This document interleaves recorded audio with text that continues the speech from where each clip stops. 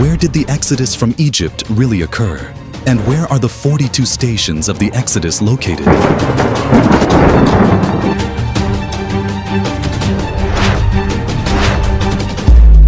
While many maps have been proposed, the scriptures provide a detailed trail that is often overlooked.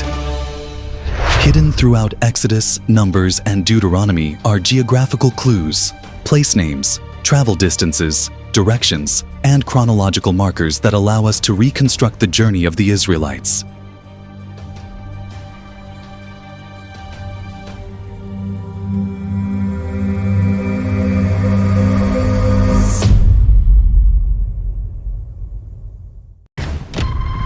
This is it. This is Stations of the Exodus Route in Africa.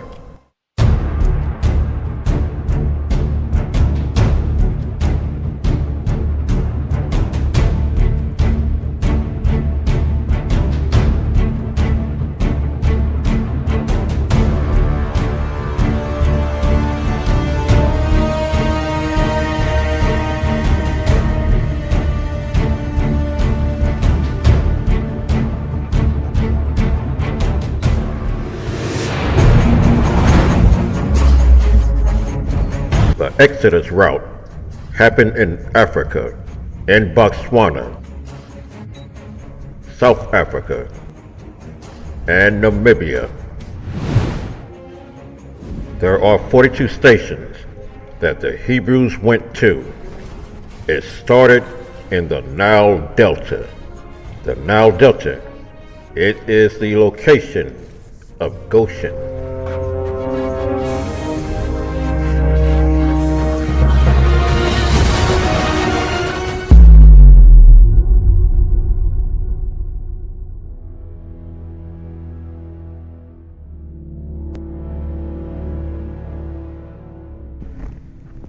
To establish that the Exodus route did in fact occur in Africa, we'll start with the inheritance of land of Shem, Ham, and Japheth.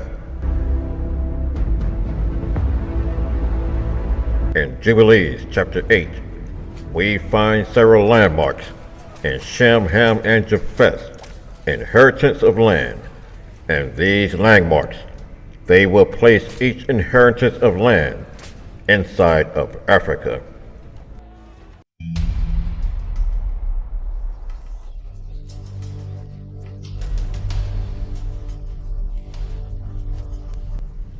In Genesis chapter 2 verse 13, it says, "And the name of the second river is Gihon. The same is it that compasses the whole land of Ethiopia." Ethiopia, it is in Africa, and Africa only. This verse, it is key to the true location of Shem, Ham, and Japheth's inheritance of land.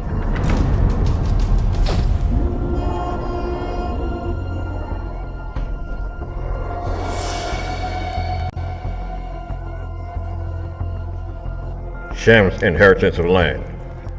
In Jubilees chapter 8 verse 15, it says, "And it extends till it reaches the waters of the river Gihon." The Gihon River, it is in Africa, and this places Shem's inheritance of land in Africa. In verse 16, the author of Jubilees, he goes on to say, Shem's inheritance of land, it descends to the bank of the mouth of the river Tina.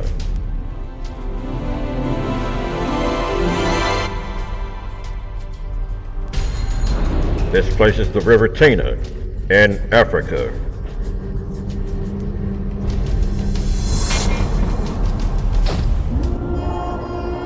Japheth's inheritance of land.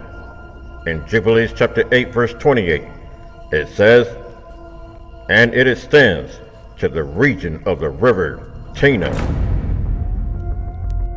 The Tina River, it is in Africa, and this places Japheth's inheritance of land in Africa.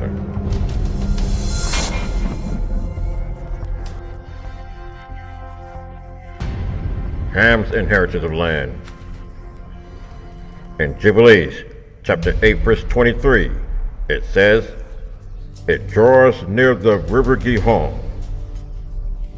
The Gihon River, it is in Africa, and this places Ham's inheritance of land in Africa. The landmarks of the Gihon River and the Tina River, they are two pieces of evidence for the true location of the lands of Shem, Ham, and Japheth. They all are located in Africa.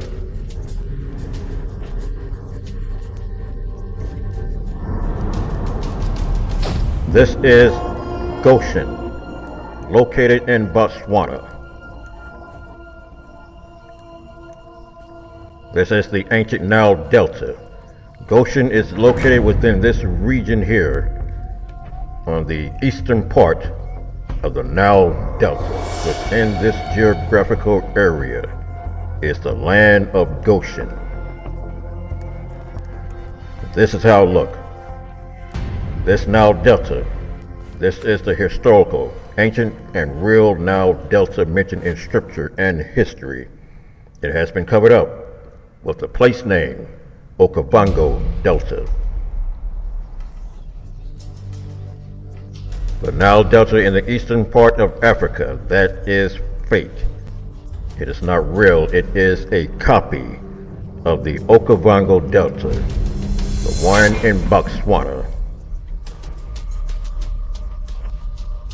The Hebrews and the Exodus route, they left the Nile Delta. The Nile Delta is Lower Egypt. All of this is Lower Egypt.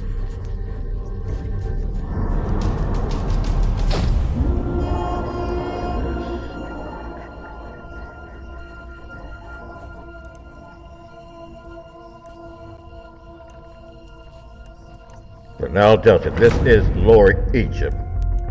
Goshen is over here in this location. This is the Nile Delta.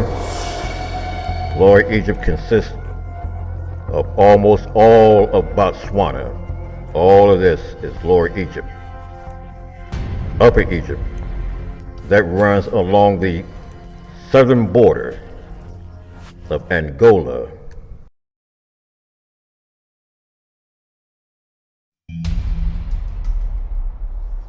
And Upper Egypt runs along the northern border of Namibia.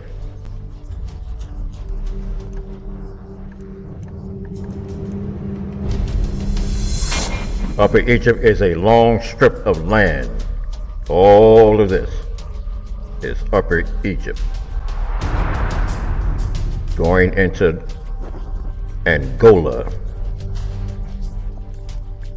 The Hebrews, they left Goshen.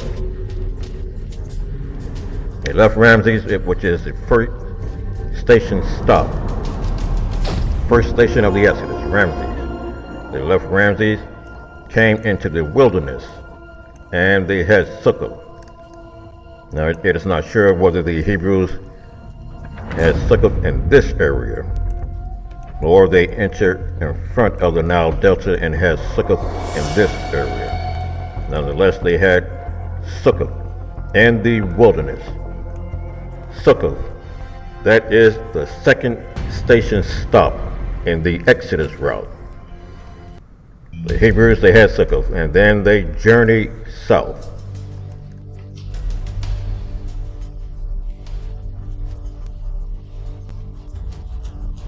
The Hebrews, they journeyed south, and they made it to Etham. Etham, according to scripture, it is said to be in the edge of the wilderness. And this is water. This is a body of water. And this area here is Etham. And it is located in the edge of the wilderness. And there are two Ethams mentioned in scripture.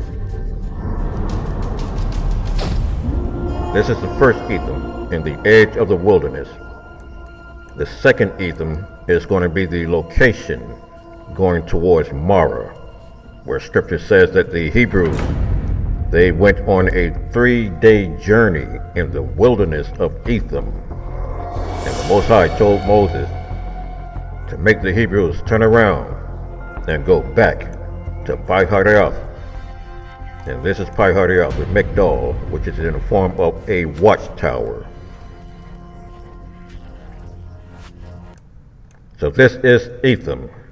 And the reason this is called Etham, the reason this location is called Etham is due to the structures within this geographical area.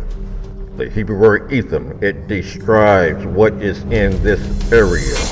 This is an old Egyptian frontier. This is what the Hebrew word Etham, this is what it is describing. This is why Moses transcribed the Hebrew word Etham. That Hebrew word Etham, it describes the geography and the geographical features and structures within this region, an old Egyptian frontier. This huge mound, it is in the form of the Hebrew letter Aleph in the Hebrew word Etham. It forms the Aleph, the Tav, in the Hebrew word Etham. The Tav is seen in the structures of the Migdals. There are 5 Migdals within this region. There's one here, there's one there, there's another one here, and there's one located here. And this Migdal, this is Pi-Hahiroth.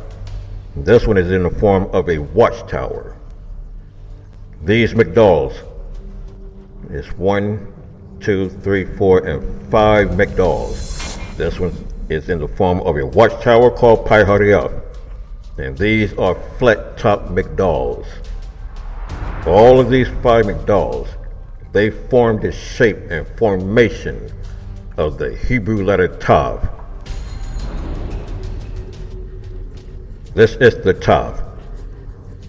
And the last letter in the Hebrew word Etham is the Mem, and the Mem refers to the water.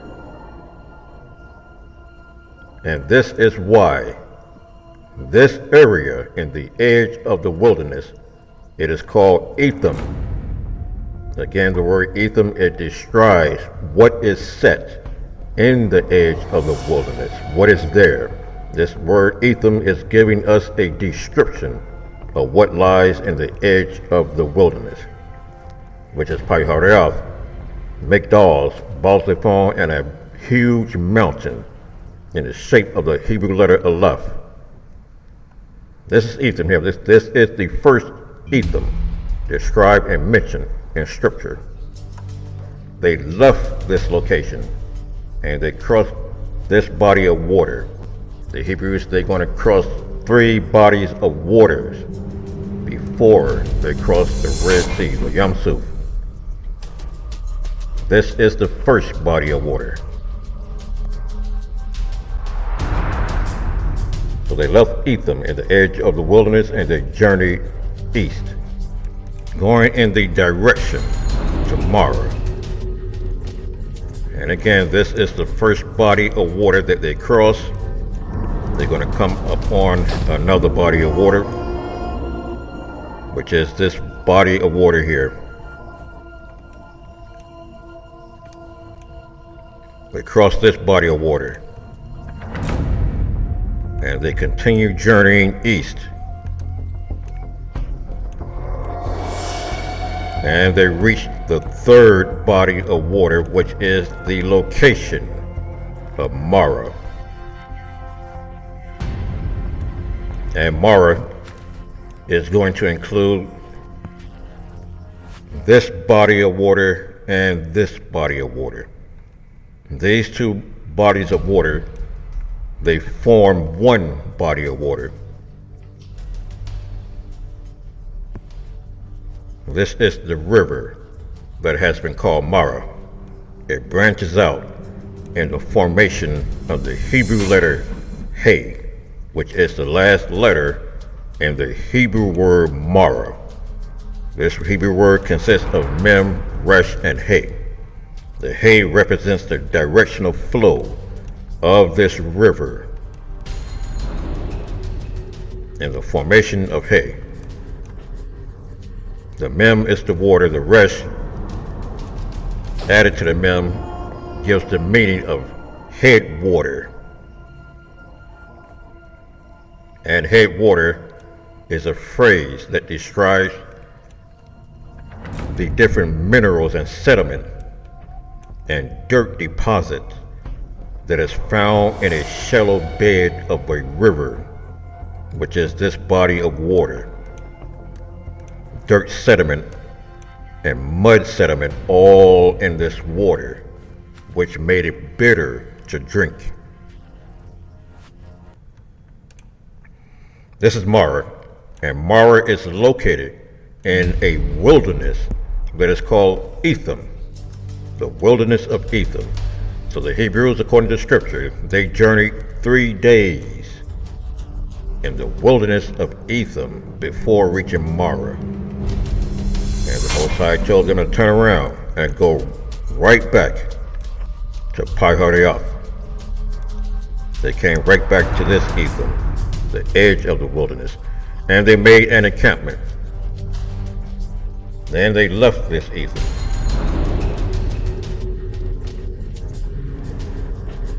And they journeyed back through Marah, and they came to Elim. And in Elim, there are 70 palm trees and 12 springs. And the springs in this area, in this location, they are huge, very big openings, natural openings of water pits, basins, water basins in the earth. The 12 springs of water, they are still visible today. But the 70 palm trees, those are long gone. They are not visible at all in this area. And the Hebrew word, it fits the description of this region. It gives a description and tells us what is in this geographical area. The Hebrews made an encampment here, and they left this place. They left it and started journeying south. And they came into the wilderness of Sin and made an encampment. This is the wilderness of Sin, S-I-N, Sin. And the Hebrew word sin, it does not deal with anything moral. It's not about morality, right and wrong. That Hebrew word, it gives a description of what is in the area. The same Hebrew word sin is found in the Hebrew word Sinai, because both words, sin and Sinai, they describe the same geographical landscape.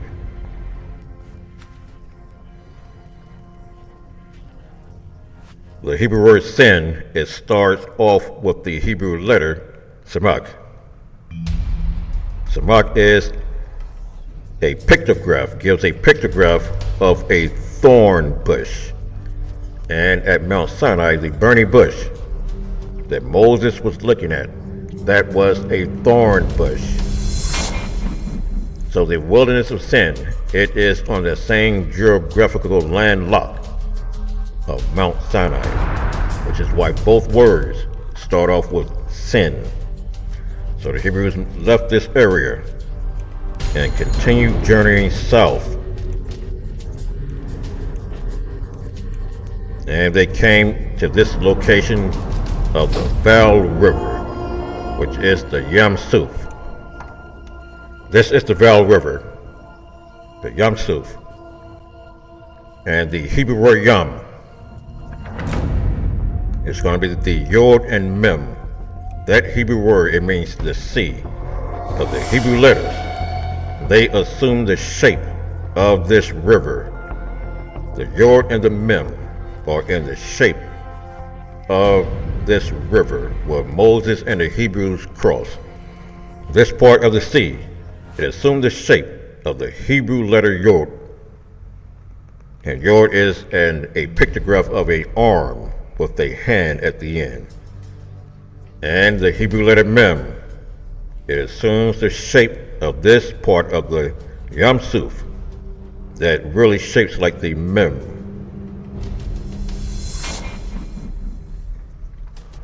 And this is why Moses, through the instructions of the Most High, to use the Hebrew word Yam, to describe this geographical area of a body of water. And the Suf part, that part refers to the river red gum trees that has a lot of reeds around it all along the banks of the Yam. This is the Yam. And again, the Hebrew word Yam, it just means the sea. Along the banks of the sea is the Suf. And the Suf, that part refers to the river red gum trees. The river red gum trees, it has a lot of reeds all around it. So this is the Yam Suf. This is the location where the Hebrews encamped. And Pharaoh, while the Hebrews were leaving Elim and made an encampment in the wilderness of Sin, the Egyptians, they were en route looking for them. And the Egyptians caught up with the Hebrews at the Yam Suf. And this is where the waters of this location was parted. The Red Sea crossing occurred here in Africa. We're in South Africa. This is the Yam Suf.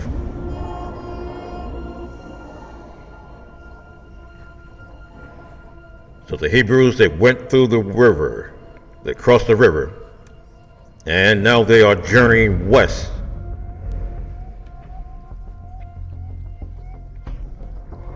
They left the Yam Suf and came in this location and made an encampment. They're back in the wilderness, and this is still part of the wilderness of Sin.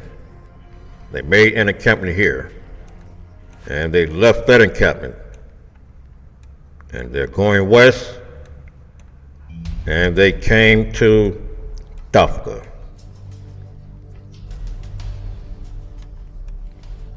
And this is Dophkah. Dophkah consists of the Hebrew letters DPK. This is the Dalet. The PH is going to be the Hebrew letter Pei. And the K, this is the Hebrew letter Kof.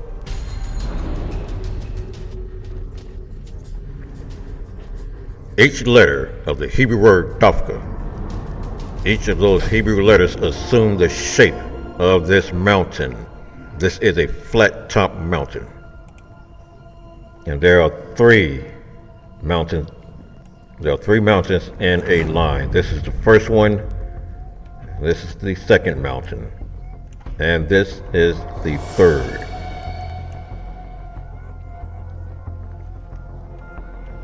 The main physical feature, characteristic of these mountains is that all three are in somewhat of a circle.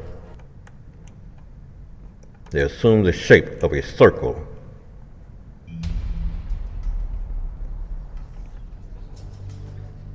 And in all three mountains, within this circle, there is a line running through the mountain. There's a circle and there's a line there.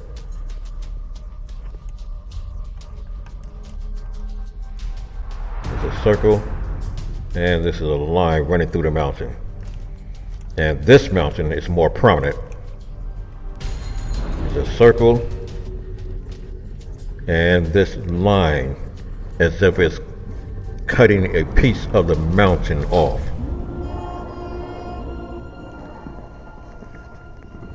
That physical feature of these mountains They are in the shape of the Hebrew letters that make up the Hebrew word Dophkah.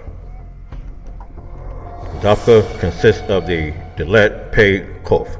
The pictograph of these letters, the Dalet, they all have similar shapes. Dalet is a line, and even though this is showing a square, the actual pictograph is a circle, a line that is attached to a circle. Pei, this one doesn't have a line, but it represents an oval shape.